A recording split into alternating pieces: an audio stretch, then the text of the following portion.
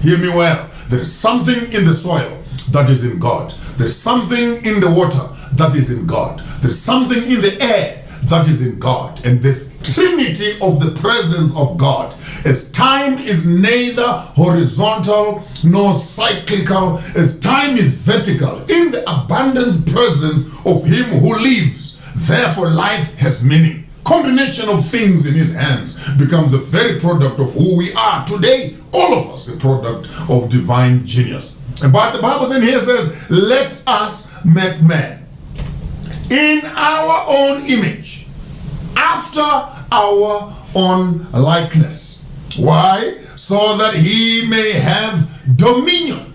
That's where we're starting off. That many people think that this passage of having dominion, particularly when you talk about the Indian, the Chinese, the African, and the European. The African person wants to become so docile and naive that the reason that God said, have dominion. This dominion was not given only to white people.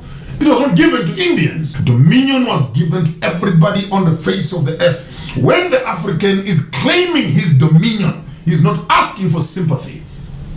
He's actually assuming a divine prerogative. It is an insult of the highest order to have a child and that child dies as a slave. It is of the highest order of presumption that a slave thinks that he can worship the God of the master. How can God of the slave and God of the master be the same? When God said, have dominion, this message is for everybody out there. If you are happy to be a slave, stay there. We don't have a problem with you.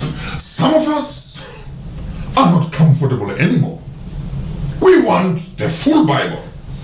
We want to claim these things as they are. I want to have dominion over the air. Like Vodacom, MTN, and Celsi, they've mastered the business of selling air.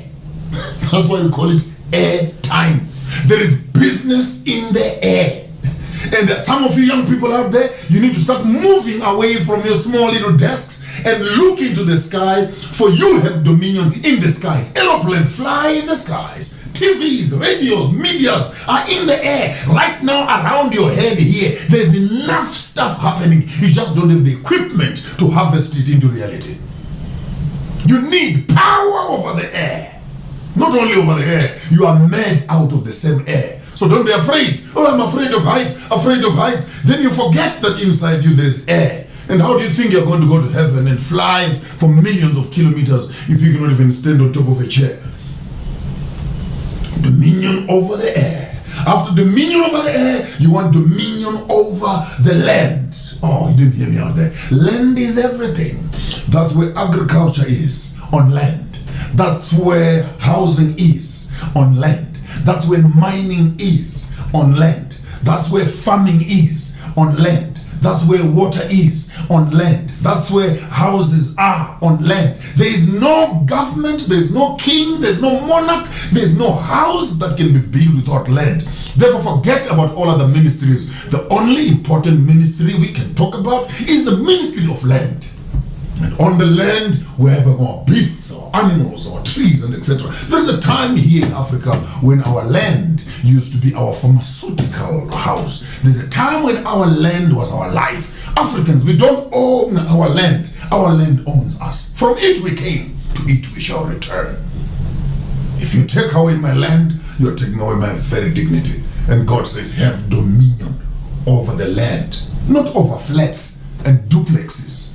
Not having dominion over cars and GTIs and penny droppers. We're talking about dominion over land, authority over the land, resourcefulness. Adam, talk about your Eden.